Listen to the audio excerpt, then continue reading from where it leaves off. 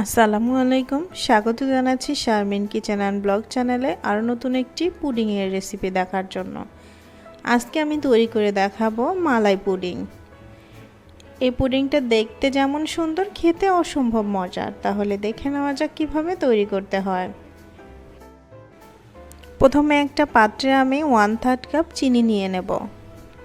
চিনিটা আমি ক্যারামেল তৈরি করে নেব। এক্ষেত্রে পুডিংয়ের কালারটা অনেকটাই সুন্দর হবে।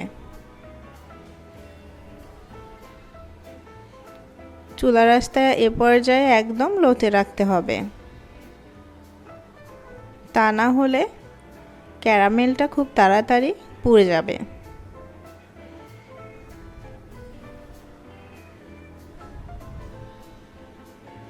ক্যারামেলটা রেডি হয়ে গিয়েছে। এখন দিয়ে দেব 1 কেজি পরিমাণে লিকুইড গরুর দুধ। দুধটা দিয়ে ক্যারামেলের সাথে খুব ভালোভাবে মিশিয়ে নেব। প্রথম পর্যায়ে ক্যারামেলটা একটু শক্ত হয়ে যাবে। আস্তে আস্তে নাড়তে নাড়তে ক্যারামেলটা দুধের সাথে মিশে যাবে।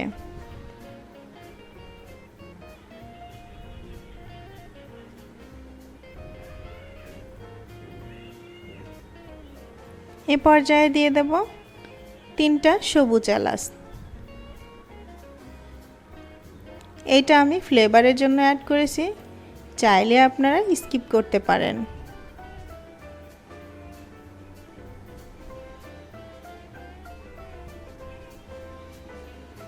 খুব ভালোভাবে জাল করে দুধটাকে ঘন করে নিতে হবে।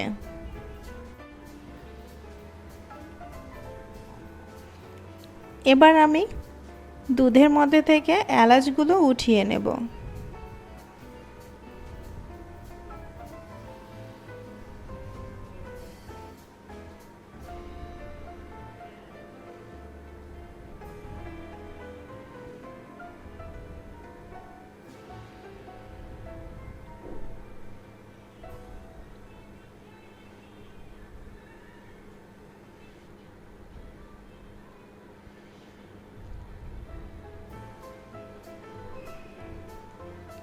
এলাচগুলো উঠানো হয়ে গিয়েছে।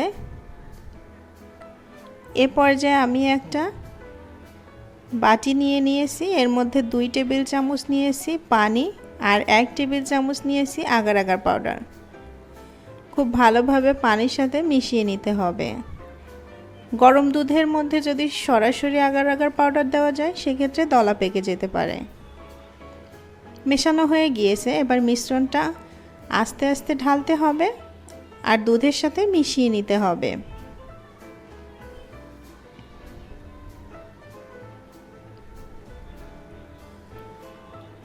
একটা হ্যান্ড উইক্স দিয়ে খুব ভালোভাবে মিশিয়ে নেব।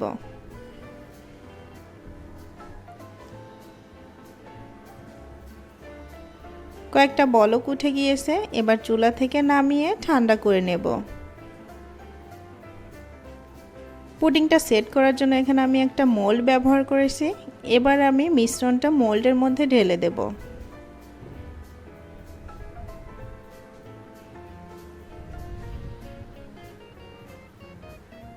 মিশ্রণটা হালকা ঠান্ডা হয়ে আসলে এর উপরে আমি কিছু বাদাম কুচি অ্যাড করে দেব। বাদাম কুচিটা টোটালি অপশনাল, চাইলেই স্কিপ করতে পারেন।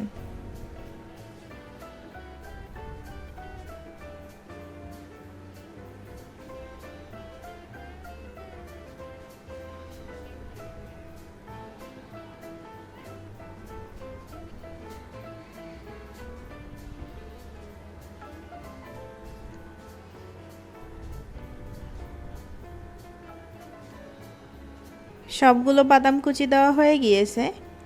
এবার আমি বক্সটা ফ্রিজে রেখে দেব। ফ্রিজে রেখে ঠান্ডা করে নিয়েছি। এবার আমি মোল্ড আউট করে নেব।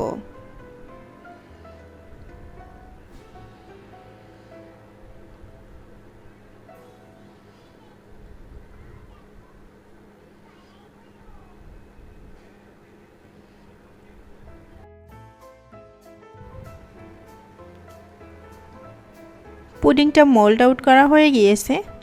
এবার আমি বাদামের পাশটা উপরে রাখার জন্য আরও একবার অন্য একটা প্লেটে নিয়ে নেব। দেখতেই পাচ্ছেন পুডিংটা দেখতে কতটা সুন্দর হয়েছে, আর খেতেও মাশাআল্লাহ অনেক সুন্দর ছিল। আমি কেটে দেখিয়ে দিচ্ছি, দেখেন কতটা পারফেক্ট হয়েছে।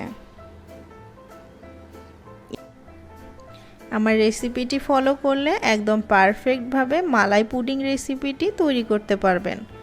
আর আমার রেসিপিটি ভালো লাগলে একটা লাইক দিবেন, ফ্রেন্ডস অ্যান্ড ফ্যামিলির সাথে শেয়ার করবেন, আর সাবস্ক্রাইব করে পাশেই থাকবেন।